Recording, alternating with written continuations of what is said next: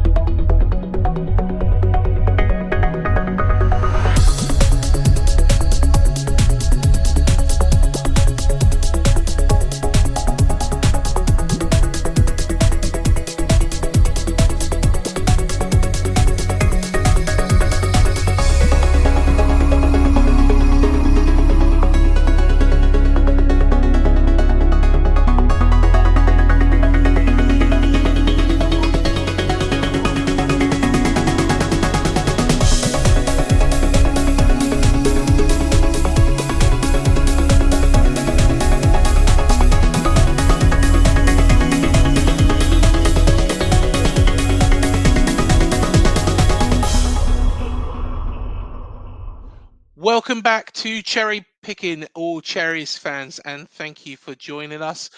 Hit the like, hit subscribe, and the bell button below. It helps this channel to grow. Now, it wouldn't be Cherry Picking if I didn't have this man beside me. How you doing, Matt? Yeah, all good. Yeah, thank you, Craig. Yeah, looking forward to looking back at some FA Cup memories, some good, some not so good, and yeah. Let's get going. Yep, definitely. And I think there's one place that we need to start, and that is Guess the Cherry. Of course, everybody enjoys these, so let's bring that up. Oh, sorry. Oh, there we are. There we are. The technical gremlins got the better of us, but hey ho, we sorted it out. So, Matt, take it away. Yep, no worries. So, born in Preston in 1980, he represented England schoolboys alongside Michael Owen. He signed for Bournemouth from Blackburn. He made 179 appearances for the Cherries. He also played for Dorchester, Yeovil, Weymouth and Welling United. And he is currently part of AFC Bournemouth's first team coaching setup. There we go. Who is he? Answers in the comments below. And don't peek if you haven't guessed already. Should be a fairly easy one. You could probably guess it's a goalkeeper. But keeping with the goalkeeper theme, kind of ties in with our first segment. Yep. Far away, Matt. Far away. And this is obviously Mr. Will Dennis. So, this is from the AFC Bournemouth website. AFC Bournemouth goalkeeper Will Dennis has been rewarded for his progress by the club with a new long-term contract. Dennis, who is in his 9th season at the Vitality Stadium, which actually that surprised me when I read this article. To be fair, I hadn't realised it was with us for so long. Has firmly established himself as an integral member of Andoni Iraola's first team squad. AFC Bournemouth first team technical director Simon Francis said, "It's been encouraging to see Will's progress over the years, and we've been really impressed by his attitude and his development. He has proven his quality to be a Premier League goalkeeper in the day-to-day working environment. So we're delighted to agree on a new long-term contract, and we look forward to working with him for years to come." The 24-year-old has enjoyed a number of productive loan spells since joining the Cherries in 2016, including playing a starring role in a memorable season for Kilmarnock in the 2023-24 season. So that's obviously points that we tend to use when we talk about Will Dennis, because obviously we like to highlight his great efforts that he did at Kilmarnock. Yes. And while he was there, he kept 18 clean sheets in 44 appearances, helping them to 4th place in the Scottish Premiership, the highest finish since the 2018-19 season, and to the quarterfinals of both domestic cup competitions. Raised in Hertfordshire, Dennis, who spent time on the books at Luton Town, Watford, to name a couple, was handed his Cherries debut during a 4-1 win against Oldham Athletic in the third round of the FA Cup in January 2021. I do remember that. Dennis has developed under the watchful eye of Cherries goalkeeper coach Neil Moss and his staff, and could be in contention to feature when Areola's team face Everton in the FA Cup on Saturday. He told afcb.co.uk, "I'm really happy with the new contract. It's something I've been working towards for the past year or so, and I'm delighted to be with the opportunity I've been given. I've been here since I was a first-year scholar, and I'm in my 9th season now. It feels like a long time, but a lot has happened on the journey, good and bad, the majority good. I've had a few loan spells and would like to have played more games along the way, but COVID paused it, especially the age I was when it happened. I've enjoyed all my loan spells and taken a lot from them. After COVID, Slough gave me an opportunity to put myself about again, and that got me a move to Scotland, where I had a decent season with Kilmarnock. That also put me in great place to come back here, show what I can do and improve myself. I'm grateful to the club for putting their faith in me and with this new contract, and I'm determined to repay them." So, yeah, quite pleased to see that he's, obviously got this still. And I think Yeah. obviously at first, during the transfer window, seeing Travers go out, it was kind of like, it's quite mad that we're, getting rid of our second choice keeper who could easily be a first choice keeper. When you're still in the FA Cup and you're still in the, running for Europe, no matter what anybody says. But, I like all these people that still saying Bournemouth, little old Bournemouth, won't get a European place and all this. But, we're in contention for all this. And, to send Travers out on loan, I was baffled by it. But, in fairness to Will Dennis, the club, the coaching staff, obviously have a lot of belief in this guy. So for me, it's it's probably a great move now, really, that Travers has gone, because hopefully it may give Will the opportunity during the Everton FA Cup game to make an appearance and show what he can do. So yeah, I think now it sort of gives him a lot of confidence, I would imagine, with Andoni putting the trust in him to be called upon if and when needed between now and the end of the season. So, yeah, I'm hoping he gets a start against Everton. I really am, because it will be great to see what he can do. Obviously, he's played that Oldham game. From what I can remember, I think he had a fairly solid game, to be honest. Yeah. So, yeah, it's going to be good to see what he can do anyway. Yeah. He deserves his chance as well. Yeah, let's see what happens in the future. Who knows that, what's going to happen for him. So, yeah, but delighted he's got the contract anyway.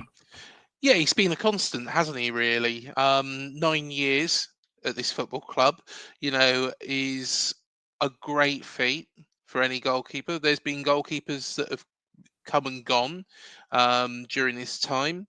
And it's really shown that, he has got the ability to step up, when needed.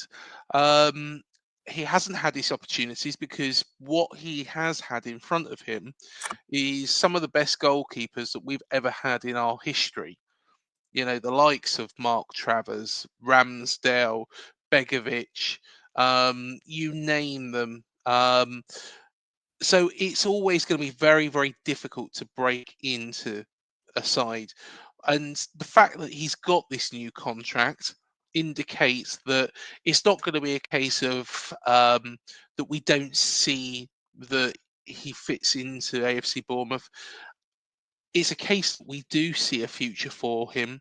He just needs that little bit more time, and it'll be good to see him, get some game time. Hopefully, in this cup game against Everton, maybe just maybe, Areola will go with Kepa because of its being a Premier League club.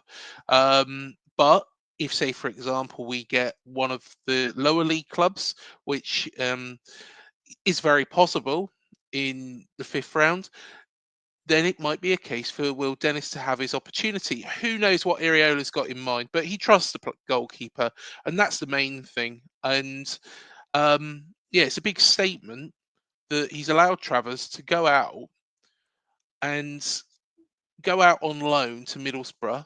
Travers is chomping at the bit, really, to get game time himself.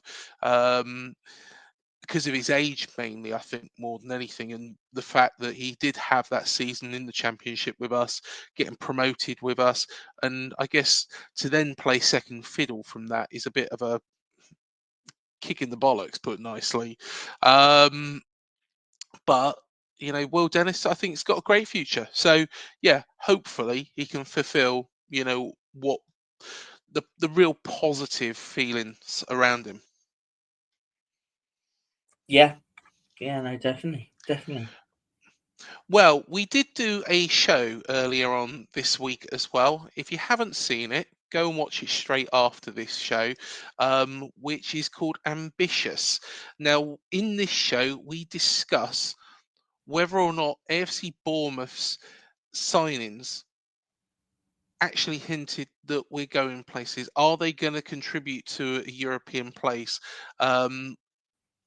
There's been lots of comments, both very, very positive, some not so positive, but all opinions are valid on this front. And yeah, it's been quite interesting reading, actually.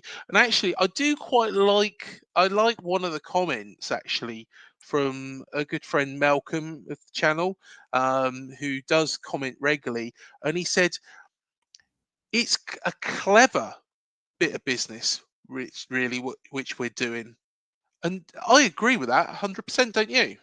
Yeah, massively. Yeah, he's spot on with his comment there. Yeah, But yeah, it's a good little video, so definitely check it out. yeah, definitely. Well, I'll tell you what. Let's go through the FA Cup through the years, and Matt's going to take us a little bit down memory lane, and some of the good and the bad memories, and I'm going to have my input every now and again. So, Matt, whenever you're ready, take it away. Right, so yeah, just obviously with the FA Cup coming up, sort of reminisced a little bit and had a thought about some games that I've been at over the years that are quite memorable, some not so memorable, and just some games from the history of our FA Cup Yeah. runs. So yeah, let's start with the first one, which, well, actually no. Firstly, before we start, let's have a look back at the sort of last decade of our cup runs, and I mean, for me, the one that really does stand out, apart from the obvious, the sort of, well, the embarrassing defeat there to Boreham Wood, and fair play to him, which we'll look at a little bit later on, but Yes. is really the quarter final with Southampton. Obviously, that was behind closed doors, if I remember rightly. That one, Yeah, it was. and it was obviously at Dean Court, and I just think, unfortunately, we may have been robbed there of a semi-final, because I think if Dean Court had a packed out house that day, I think that 12th man would have been vital for Oh gosh, yeah. Bournemouth, to probably, get one over on the Saints. Obviously, Saints were in the Premier League at the time. Obviously, we were the Championship, kind of battling for that playoff place, weren't we? Yeah. Tyndall had gone. So obviously, Jonathan Woodgate is only the second manager in Bournemouth's history to take us as far as the quarterfinals, I believe. Isn't that right? Yes. It Yes, is. he is. Yeah, he is. The only other time we got to the quarterfinals, I believe, was the 1957 FA Cup run, which we'll touch on briefly shortly. But yeah, that one out of all of them really stands out for me. Another Yeah. one as well is the Brighton one, and the reason that one stands out for me is because I remember being at that game, and for that one, I was sat in the East Stand, and I thought, basically, I think from what I can remember, where we were in the league at the time, we were quite comfortable in the league at that time. I don't think we were looking over our shoulder really that season, and I thought that we could maybe have had a good cup run. Brighton, I think they fielded a bit of a mixed team. We fielded a bit of a mixed team, but I just think maybe we could have had a cup run that season as well. But the one thing that sticks out in my mind for that game is, and I don't know if anybody else was at the game that might be watching this, but Rico in left back, and he had Jordan Ibe on the left side with him. And all I can remember, because I was on that side of the pitch for the first half, all I can remember was Rico doing these overlaps, passing the ball into Ibe, overlapping him. Ibe then just literally holding on to the ball, not knowing what to do with it. There were all of us around where I was sat, was shouting, "Release the ball!" Passing the ball because he's made a starting run. And all I can remember was just Rico must have been so frustrated playing that game because every time I've got the ball, we just didn't know when to release it. But no, that year. Yeah, I do think we could have maybe had a cup run. Completely. Yeah, overall. Yeah, I mean, overall, we've always kind of stuttered around the sort of 4th and 5th round, really, haven't we, over the years? And unfortunately, sometimes Burnley, we went out to Burnley in the 3rd round, didn't we, a few years back? But I think that was a terrible game. Yeah, but I think more importantly, that year was about staying in the league, wasn't it? Yeah. That first year, wasn't it? So I kind of get that. But yeah, the Leicester one was disappointing last year. No disrespect to Leicester, they were in the Championship, but you would think that we would have beaten them last year. And I think they fielded quite a second string as well, Leicester, if I remember rightly, didn't they? They did, yeah. They dropped a few players. Yeah, and fair play to them. They beat a fairly decent Bournemouth side that day. But there you go. You can see it. Everton, obviously, we'll give our score prediction a bit later on that, and obviously talk about a couple of other preview shows that you've done. But is this the year? And it will soon be told. Well, I would absolutely love a cup run, and the thing is that I look at a cup and I'm just thinking, apart from that time when, of course, Southampton, getting beat 3-0, of course, COVID year, that being a frustrating afternoon. You can't go to the games as well. The whole COVID period, it just kind of devalued football completely. But another one that jumps out from that list was Wigan in the 3rd round. Now, I remember we was thinking, because they went to a replay, and it was either them or AFC Filed from memory. They managed to get past AFC Filed, and we thought, well, that's the tougher of the 2 games. And we know that Eddie's not particularly that great, or wasn't particularly that great in the FA Cup at that time. And the 2-2 draw was frustrating in itself, but then to go and get beat 3-0 in the replay, that was very, very poor. The Arsenal one, you can say, well, Arsenal are Arsenal. They are what they are. I do remember that one quite vividly because I think that was on a Monday night, I think, if I remember rightly. Yeah. I think it was on TV. And I think from what I can remember, we gave Arsenal a good run for their money, but they were just too strong tonight. But yeah, I mean, that's a little bit of brief history anyway. I thought it was just good to have a quick look at the... It's quite interesting, the brief history. Of course, there was some better times throughout the years, which you're going to go through now for us, but also, and everybody knows what's coming. I'm not going to mention it, but if you're thinking, is that game going to be mentioned? Yes, it is. Here we go. Matt, take it away. Take it away. Well, I've gone back to yesteryear. I think it's always good to, learn a bit about, the yesteryear of any club you support, really. I mean, Yeah. any football fan, sorry, I should say, really, any football fan should really know the history of their club. And this is, I remember this when I was a kid, my granddad used to go on about this game when Reg Cutler brought the goalpost down. This was the epic cut run of the 50s, 1957 season. Yes. Which up until the quarterfinals with Southampton that year was the furthest we've ever progressed in the cup. Now, it's famous for obviously Reg Cutler, who brought the goalpost down, as you can see in the picture here.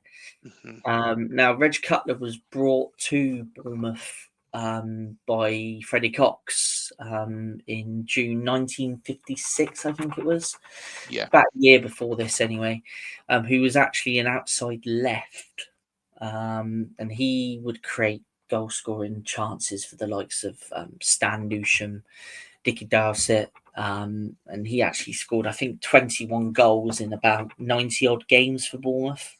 Before, again, following Freddie Cox again, he eventually went to Portsmouth with him. But yeah, he was born in the Midlands, I think. And he played some games for West Brom before moving to Bournemouth. But he'll always be remembered for netting the goal against Wolves for the Cherries to get to that quarter-final, which obviously at the time was a club record. But they obviously faced in the next round in the quarterfinals, they faced the Bubsy Babes, Manchester United. And obviously anyone that knows the history of the Bubsy Babes, they were at the time, the youngest and brightest side in football, and were destined to be winners of numerous tournaments and leagues throughout the years. But obviously the Munich disaster happened, didn't it? And a lot of them lost their lives, unfortunately. So we will never see them, really reach their fulfillment. But it's just one that I always remember my granddad saying about, the FA Cup game in the 50s. You talk about the run, but he would always say, the time when Reg Cutler brought the goalpost down. And in the club shop, they used to have, I don't know if it's still there. I don't think it's there now. They used to have like a goal net on one of the and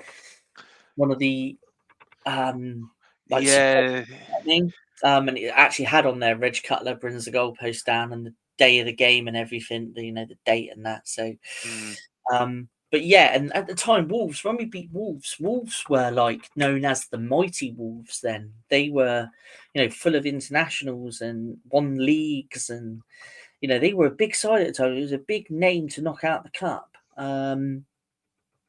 So yeah, that was our first sort of real big epic run. Yeah, that was literally a year before the Munich air disaster as well. Yes. Yeah. From thinking. 1958, wasn't it? If I'm not mistaken. Yes, it was. Yes, it was. March, wasn't it? Yeah. Yeah. So yeah, the Bubsy Babes obviously stopped Bournemouth going any further, or Boscombe, obviously, as a lot of fans would have been calling it then. But yeah, and but that kind of brings me on to, and keeping with the Man United theme, probably, one of the greatest cup upsets at that time. Obviously, we all know about Hereford knocking out Newcastle in the 70s and things like that. But little old Bournemouth, fourth division. What were we then? Third division. Yeah. Knocking out the mighty Ron Atkinson's Manchester United. Obviously, big names there again. I mean, you can go through the United squad that day. I mean, the likes of Brian McClare, Brian Robson. I think maybe even Gary Pallister, possibly. Yeah. No, might have been before Gary Pallister, possibly. Yeah. Maybe, but yeah, some big names in there anyway. Norman Whiteside, I think, maybe. But yeah, we run out 2-0 winners. It was for me. It was something I learned from, obviously, like my dad, my grandfather, telling me, obviously, that was literally a year before I was born. So obviously I didn't get the privilege of seeing it, but I do have the DVD somewhere of the game, and yeah, it's one of those, isn't it, that especially when Bournemouth were in the lower leagues and that, it was one of those that a lot of people used to talk about. Yeah. And Harry Redknapp even was quoted at the time by saying, it was the greatest day of his life. And Milton Graham and Ian Thompson, both pictured there, scored the winning goals. So yeah, something that I used to look fondly back at. I used to watch the DVD quite a lot years ago, but now I kind of, we kind of probably take it for granted that we see these big teams come into the Vitality week in, week out, and but back then, it really meant something. The town was buzzing. If I remember rightly, from when we had Andy Stegel on Cherry Picking, Yes. he actually said that it was one of his first interview, wasn't it, for TVS, wasn't it, with Redknapp, talking Yeah. about winning the game, and With Harry. with Harry, and the thing is it really gives me great memories of what the cup's about, because I think the cup has lost a little bit of its magic. I say maybe a little bit. Actually, it's probably lost a lot of its magic, in my opinion. Because I mean, look at that picture there. I mean, look how much it means to them. They're all in the bathtub celebrating. You don't really see images like that anymore, do you? And No, it's such a shame, because I think football has become more about money, and it's yeah, and it destroys. I tell you what would have been great for football recently is if Tamworth had knocked out Spurs. If that had happened, and Tamworth had beaten Spurs, it might have given people a bit of a lift and made them think, you know what, the FA Cup's bloody good, because it is these big teams getting knocked out by smaller teams. And hey, this was when Harry had only just taken over, wasn't it? As well, if I'm right in thinking. yeah. It wasn't long after. Yeah. No, you're right. Mm, Um, but yeah, I mean, yeah. I mean, from my perspective, I just remember watching like the cup finals and that, and how it was, the whole build up to the day, and yeah, it's like the semi-finals being at Wembley now. I think it's great, really. I mean, if you're not going to get to the final, I suppose you get a day out at Wembley. But for me, the magic was always Wembley was the prize. yeah. So I think that sort of dampened it as well a little bit. And I think taking the replays away, I mean, I really don't agree with it. I mean, you look at Tamworth. Agree. Is it Tamworth that played? Tamworth, yeah. There's Tamworth, No, Harbour Town. You look at yeah, all these clubs that I should have mean, had replays. yeah, and it's like they took Tottenham all the way to 90 minutes at Mm. 0-0, and I think that a club like Tamworth deserved their right to go back and play at Tottenham Hotspur Stadium and give Tottenham a game there. I just, I know they say about this congestion and all that for players and stuff, I but don't I think believe it. I think it just takes the magic away from the cup, in my opinion. But yeah, that's another It's stupid because at the end of the day, where they turn around and say, "Oh, we should get rid of replays. We should scrap this, scrap that." You know, Spurs are quite happy to bugger off and go on a trip abroad to wherever at the end of the season, or clubs are happy to do that because okay, for financial sense, it does make sense for them to go and play in Australia or wherever, but you can't take the spirit of a football competition as prestigious as the FA Cup. I think replay should be reintroduced next year. I think it's scandalous that they've been taken away for the mighty. It's not for non-league teams either, because you look at there's this non-league cup thing as well that I know Eastleigh refused to play in it. So at the end of the day, the EFL should have backed the non-league teams. The non-league teams are trying to get a slice of the pie by doing this, non-league cup where Premier League's under 18s teams turn up, which has got no appeal at all. The FA Cup is a great competition. It's a great competition. And if Man City and all that don't want to have replays, don't be in the bloody FA Cup then. Just leave it to the rest of us. Yeah, no, I get what you're saying. I think obviously we're sort of going off that subject a little bit here, but definitely, definitely agree. Yeah, but this for me is this game here for me is is what the FA Cup is about, what the FA Cup should be about, and unfortunately, I don't really get that feeling anymore. I mean, look at the little rosette there that I included on the graphic here. I mean, you don't see that anymore as well. There's just little things, with the FA Cup that's unfortunately sort of died really, and it's I don't think it will ever come back. But yeah, for me, that's out of all our games really, I think in the FA Cup, I think even though I wasn't able to witness the game, I think when I look back on it, I think really for me it's the most magical moment in the FA Cup that we've probably had. Well, I would say have had. So far, let's hope that this season that all changes and hopefully we can progress on and kick on in the FA Cup. But for me at the minute, personally, this is probably our most magical moment. But there's been other moments, and moment I have been privileged to be at, and it's probably one of my favourite moments that I've been at was when we welcomed West Brom to Dean Court back in January 1999, third round of the FA Cup. At the time, from what I can remember, West Brom, they had some decent players like Lee Hughes up front. I think it was around that time. I think maybe they signed Brian Robson, or someone like that. I don't know whether he played though. I think he was probably injured.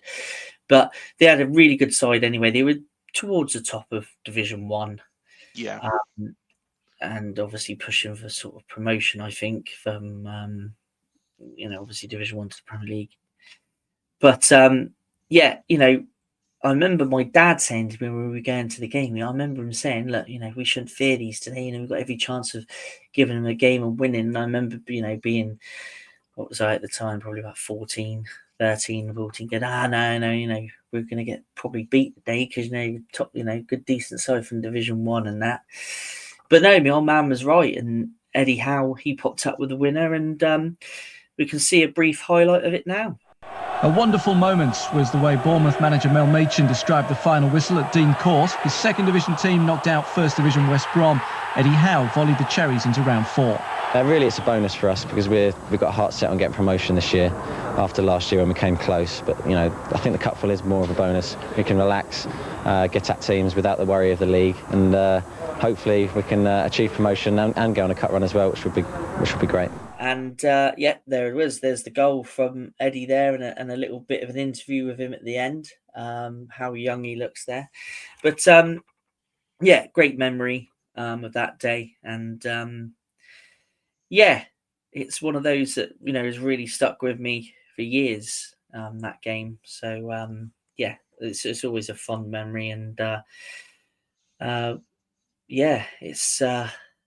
Nice to see the picture of the old ground there as well. That brings back a hell of a lot of memories. Seeing old pictures like that. But one that's not so memorable. From what I can remember this game, I think we had quite a few players injured. I think Big Fletch was injured, at the time. I think Danny Rodriguez might have been coming back from an injury. I think he was on the bench. We had a lone striker called James Keane. I can't remember where he was from. Is he from Tottenham? Was he on loan from Tottenham? He was playing up front with Haight, so I remember that much. But yeah, it was one of those games that we did create some chances, but we just couldn't put the ball in the net. I mean, they went 1-0 up from what I can remember. We've got some video footage, which we'll see in a second, which will confirm my memory. But what I do remember is this man here, pictured Brian Stock, scored a beautiful free kick, curled it straight into the top corner from what I remember from this game. But yeah, the rest of the game after that, after the opposition went 2-1 up, was quite frustrating for Bournemouth.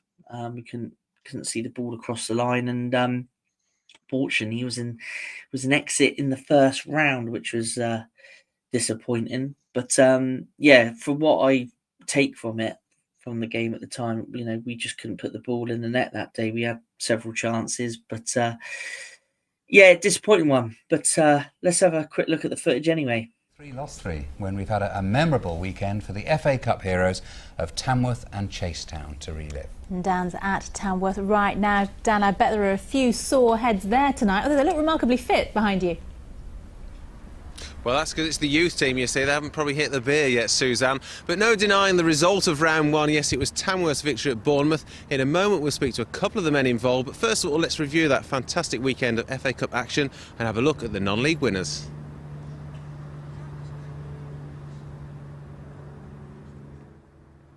Tamworth have hardly set the conference alight this season, so Bournemouth might have expected an easy afternoon. They were wrong. Jake Edwards went galloping clear and Graham Ward followed up for Tamworth to take the lead. They were pegged back by half-time. Brian Stock's free kick was clinical. But Tamworth weren't finished. They pressed and pressed, and Marcus Browning handled in the penalty area while under pressure. Kyle Storer had the tie's fate in his hands. He dispatched the penalty with aplomb to create the upset of round 1. Kyle Storer, scorer from Saturday, he scored the penalty, the winning goal. Talk us through it. Well, we've been taking stick all week and in training. Basically, the gaffer said, here's the ball, take the penalty, stuck it down. And just delighted to see the keeper parry it into my path and put it away. I was on my toes, put it away.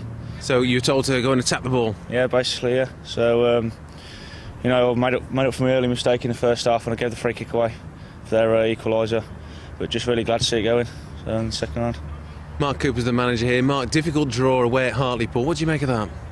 Yeah, tough draw. Could have been easier, but we said that when we got drawn against Bournemouth. That was a tough draw. Obviously, Hartlepool are in the same position, in the same league. So, it's one of them things. If we're on the top of our game and they're not quite right, we get a chance of going into the into the third round. Yeah, and as you could see there, I was right with the free kick from Stocky. But yeah, let's not dwell on this one for too long. Let's move on to the next one. But I don't think things are going to get much better, to be honest, because oh jeez, yeah, what a moment this was. I mean, in fairness to Blyth Spartans, what a result for them, to 4-0 at home. From what I can remember, that 0-0 at home, was it like a Monday night or something? Was it an evening game, I think? Yeah, it was. Was it an evening? It was. And yeah, all I can remember from that was their keeper played an absolute blinder and really kept him in it. We didn't play particularly good. Don't get me wrong. No. We weren't playing great football at that time anyway. As we all know, our friend Jimmy was. Yes. The football wasn't good anyway, but we did create enough chances and had enough shots on target to actually, force a win. But from what I can't remember his name. I think his surname was Bell. I think the keeper's surname was Bell. I might be wrong there. But from what I can remember, he's just pulled out, several decent saves, sort of capture camera saves. You know what I mean? It's like, I bet he was glad the cameras were there because there is footage of the home game on YouTube. Yeah. So if you just type in Blyth Spartans, Bournemouth or whatever, it all comes up. And yeah, from what I can remember, what I've seen previous, he played really well. But yeah, I mean, I just remember sitting there thinking, what is going through Darren Anderton's head? You know, a guy that's played at the World Cup, who's now playing in a side who, under Bond, played decent football. Yeah. Obviously, Bondy got the chop, but what, you know, he's playing here with and to be fair, you know, some of the lads, you know, were decent. We know what they went on to do. We know what they went on to achieve, you know, under Eddie. But you know, you're a World Cup player and you're playing Blyth Spartans, and well, we all know what was going through his head now, which was retirement. Because at the time he was considering retiring, wasn't he? And he did in the January, didn't he? You know, his last game was against Chester, wasn't it? He come off the bench and scored a screamer to retire. But yeah, it was just one of those dreadful. It's one of those games, and especially the away game. I mean, I remember Danny Hollins getting quite irate with some of the fans. I think the fans were giving the players some grief, and I think he kind of stood up for his teammates. But the away one, you know, fair play to him. But it's just one of those that you don't really want to. Wow. But it's one of those that sticks in the memory, isn't it? It is, and this is a bittersweet moment, to be honest. It was absolutely bloody terrible, to be honest, at the time.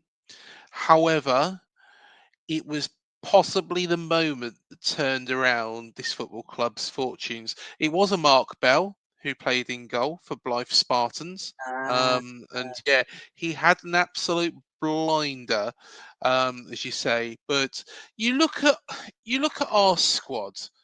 You know who we had in there. Of course, you mentioned Darren Anderton, but Brett Pittman come off the bench for Sammy Igo in the first game. Yeah, but didn't he get sent off within 25 minutes of the second game? Am I thinking that's right? I think, wow, I can't. Do you know what? I try and phase that second game out, but I'm pretty certain after 25 minutes, Pittman got sent off. Did he get sent off? I don't know, but yeah, I think I'll have to research that because I'm going to have a little. Yeah, have a quick look because received his marching orders just 3 minutes after coming on. Yes, Brett Pittman did. Horrific tackle, from what I can remember. Was it a tackle from behind or something like that?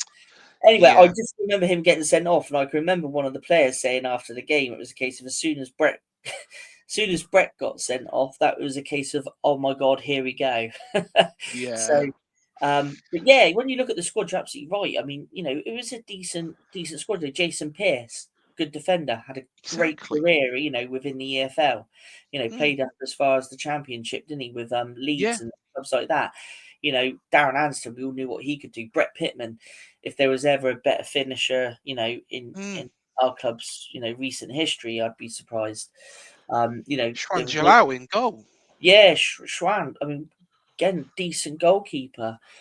Yeah, it just proves really and you're right, you know, if this game didn't happen, you know, would he have got his marching orders when he did? I mean, it's a few months before, don't forget. I mean, it was the November time, but I'm sure it contributed to the decision eventually that you know, the league form wasn't good, and you know, obviously it was a month before or so, wasn't it? It was about 6-7 weeks before he got sacked. So, you know, this was a contributing factor, though, Matt. I think, you know. Well, no, I'm not saying it's not. No, and that's not what I'm not saying it's not. But you know, it's one of those. You know, you lose to these guys, and then your league form is not getting any better. You know, you're not clawing your way out from, you know, that relegation. You know, it all adds up, doesn't it? Like you say, and it all sort of, you know, contributes. Absolutely right.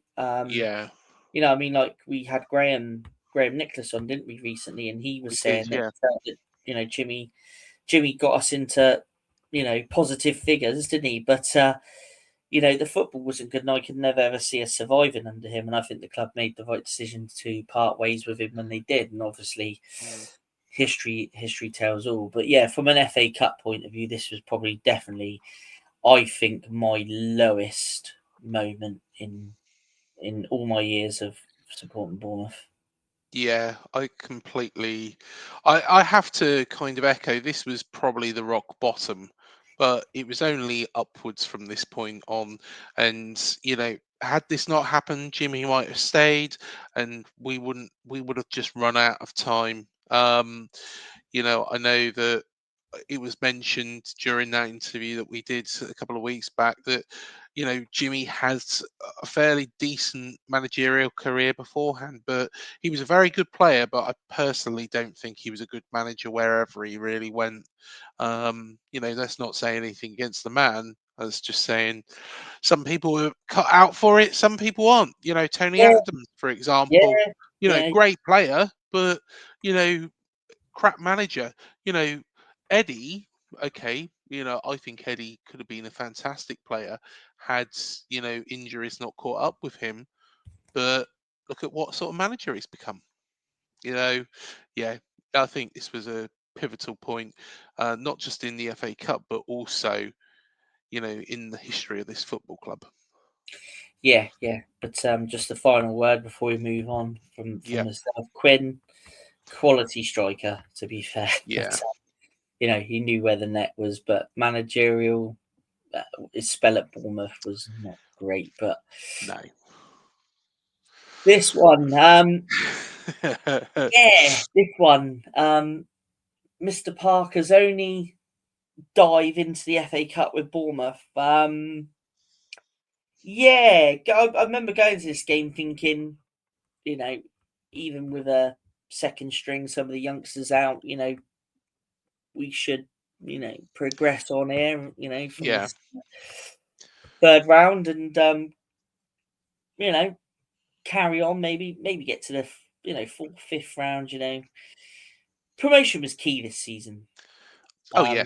I know it says Agreed. November 2008 on the screen there, but yeah, you can ignore that. That's definitely not 2008. It was a blast to the past. Blast from the past. Yeah, but, this game was quite funny for me because one of my friends' cousin, who's in the picture at the top there, hustling with Jamal Lowe, Connor Stevens, he was playing, and a friend of mine was watching it on TV. I think this was on ITV, if I remember rightly. And obviously, I was at the game, and he was texting me, throughout the game. And to be fair, his cousin Connor played pretty well. He's playing at Tamworth now, won promotion last season. But yeah, from a Bournemouth perspective, not a great night. I think.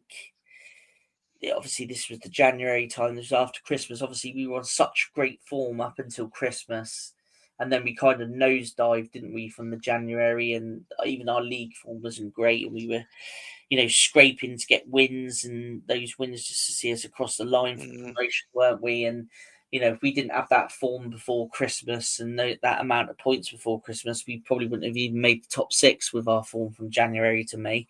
Yeah. So, not a great time. But fair play to Bournemouth on the night. They obviously what a great moment. Live on TV. They've come down to Bournemouth. Great little setup, Bournemouth actually as a football club. But they did at the time. I don't know much about them now, but they had a great little setup there. And on the night they deserved their win. But I mean, Solanke went close with a couple of chances, from what I can remember. That we did have our chances. We just couldn't put the ball in the net to get any, get a draw or edge a win or anything like that on the night. Bournemouth thoroughly deserved their win. Yeah, definitely. It was their cup final, and to be honest, they gave, of course, Saturday's opponents, who they played in the next round, a bit of a scare themselves. Yes, that's right. So, gutting that we was knocked out by Bournemouth. They were top of the National League at the time. They've since been relegated to the National League South, but I believe they are near the top. I think they're behind, I think, only Dorking Wanderers. Very interesting club, Dorking Wanderers are. If anybody ever wants to research them afterwards, I'll tell you what, have a little research. And they're a very interesting club, as a Boreham Wood. So, it's, hey, it was one of those nights where it was like, and I think our side was solid. There's a lot of the players that actually played that night. Nat Phillips played that night. Yeah, I think it was Freddie Woodman in goal, wasn't it? Was it Freddie Yeah. Woodman in goal? I think that was the only appearance he made Yeah. for us, wasn't it? Yeah, he signed on loan during that window, didn't he? Leif Davis. Leif Davis, yeah, quality player, Leif Davis. I really Yeah. rated him, even when he was playing with us, and what he's done at Ipswich, he's been fantastic for them. Good little player, Leif Davis, and I don't think he didn't really get the game time, did he, with us? No. Which was a shame. But yeah, no, good little quality player, and he's done well. He's really kicked on since his loan spell down here. But There's some good youngsters in that side, but some of them have kind of gone the other way. Shriki Dembele, for example. Oh yeah, Dembele. I really liked him. I Yeah. really, really liked him, but I don't think he's really done much, has he, since? No, Moya Welsh. I think he went to Hibernian, didn't he? Yeah. He played that night. I think Gavin Kilkenny even had the armband for a little bit. But yeah, he's gone on to Swindon. But yeah, a little trip down memory lane there. Yes. Some good, some not so good. But yeah, let's obviously with this weekend's FA Cup, away at Goodison Park. Last time at Goodison Park. Yes. Yeah, you've done a couple of videos, Craig, haven't you? I have. Toffees Transformed. So this is not really focusing on this weekend's game, but as you will probably remember, we played Everton at Dean Court back in January, and I've watched a bit of Everton, and they have been completely transformed under former manager David Moyes. So we spoke to Steve from the Toffee Blues to find out exactly what has changed from Sean Dyche to David Moyes. A lot seems to be the answer. So we dug into that in a little bit more detail. And of course, we also did a second video. This is with Dan from the Toffee Blue Cast. Similar names of podcasts. Go check out and subscribe to both of them. Good friend of mine, Dan. And yeah, it's a very, very interesting conversation on the effectively, the prioritizing of this cup, because Everton won it in 1995. They're a club that really do take this cup seriously. If you look at their history with it, and where they've got into it, and of course recently under Roberto Martinez and Ronald Koeman and Charlotti, it was something that they really took seriously. And I think that they're going to take it seriously again. We got to be at our very best, because hey, they're not going to get relegated now. Of course, we do touch on the recent form as well, and cover off the feel-good factor that has come back to that football club. But we do ask the question: who wants this more? Is it David Moyes?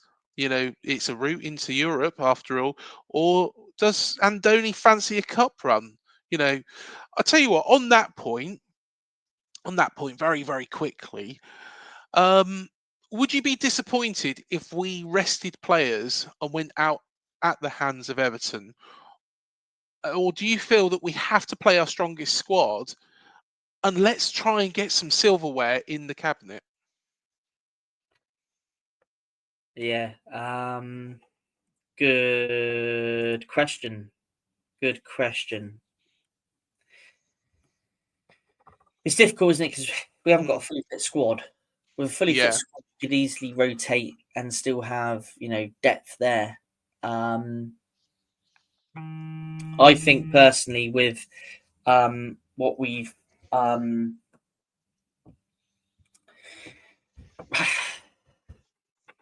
that's a tough one, because I would love us to carry on. I mean, I'd love to see us finish as high as possible in the league. Don't get me wrong. Yeah. European football is a dream, but putting your hands on the FA Cup, it's for me, would be amazing. Yeah, So I agree. I think it's a difficult one. This is a difficult one because if we had a fully fit squad, like I say, you would rotate. You'd still have a lot of strength and depth out there. I mean, if he plays Will Dennis tomorrow, fair play. I hope I hope he does get a game really because he deserves it.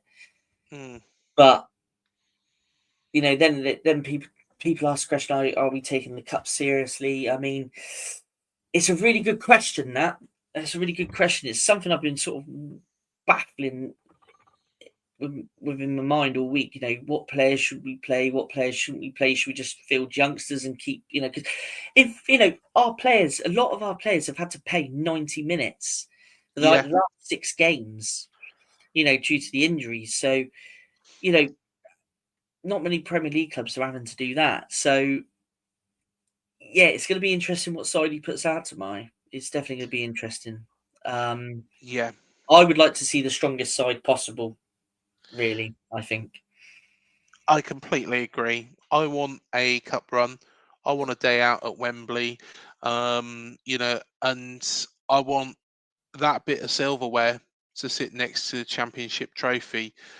So, yes, I'd love to see a cup run.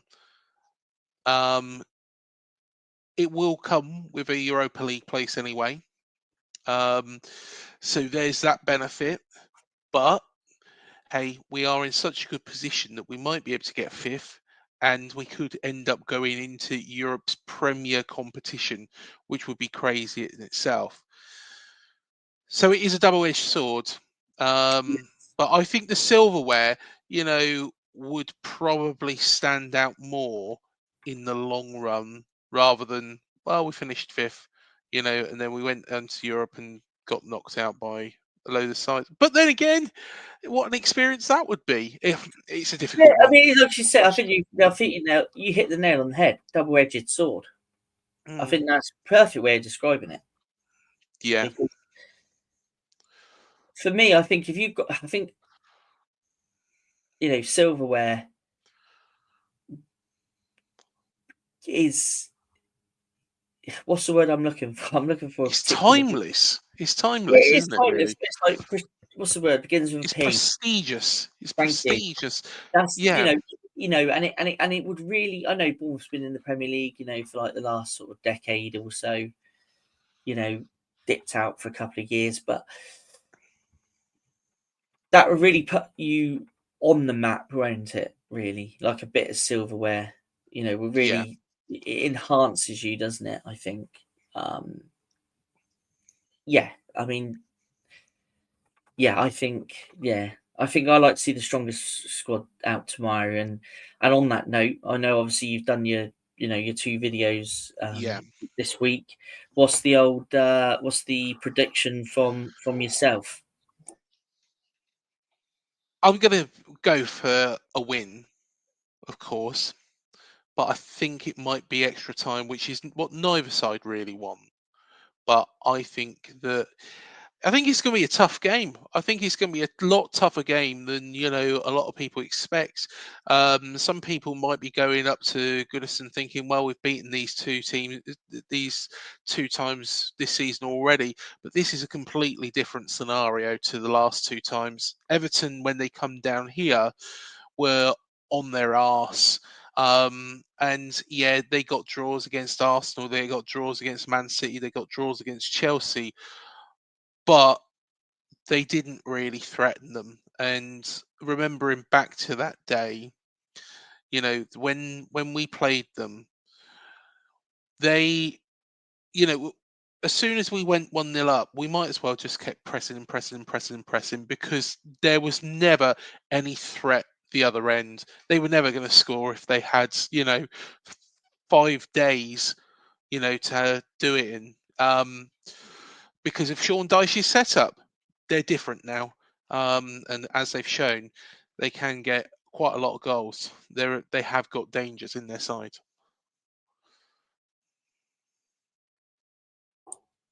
Yeah. I'm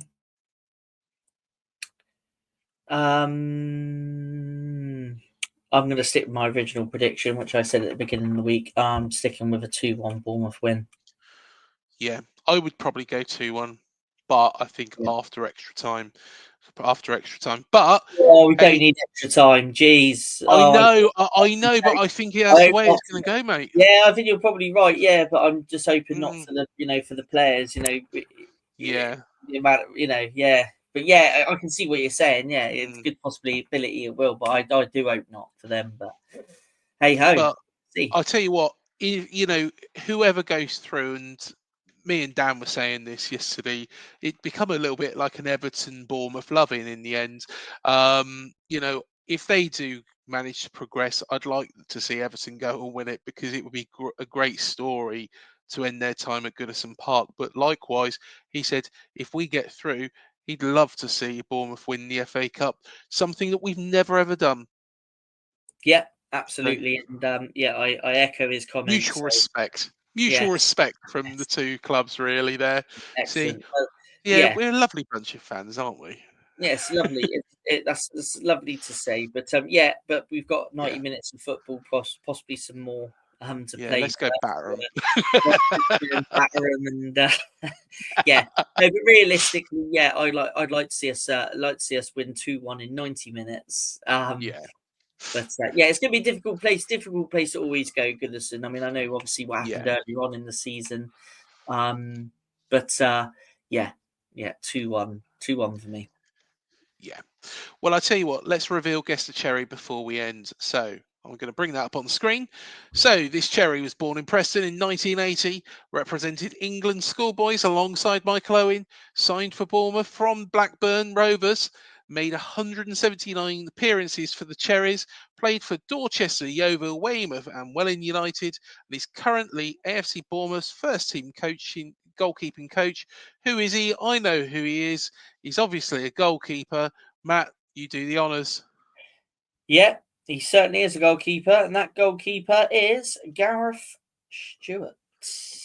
There we go. There is Gareth. So, yes. So, give yourself a gold star if you've got that right. Some classic goalkeeper kits as well. Yeah. Classic one, especially that Patrick one. Yes. Yeah, the Bourne Red. I've got the Bourne Red one there, the focal point on it, but I think I've got it in grey, not green. But and he's there pictured in the Neil Young testimonial goalkeepers kit as well. And some classics there, some classic goalkeepers kits. Do you know what? Goalkeeper kits aren't made the same as they used to be. No, totally different now. Yeah.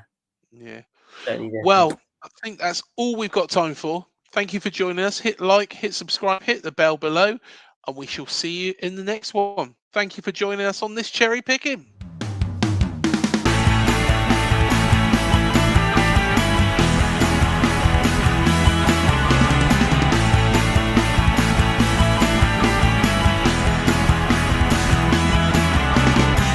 Talksport Fan Network. The ultimate on-demand destination for the UK's best fan-led football podcasts. Want authentic supporter insight on all things Bournemouth? Follow Up the Cherries in all departments on the Talksport Fan Network. Club-dedicated content created by the fans, for the fans. Search Talksport Fan Network.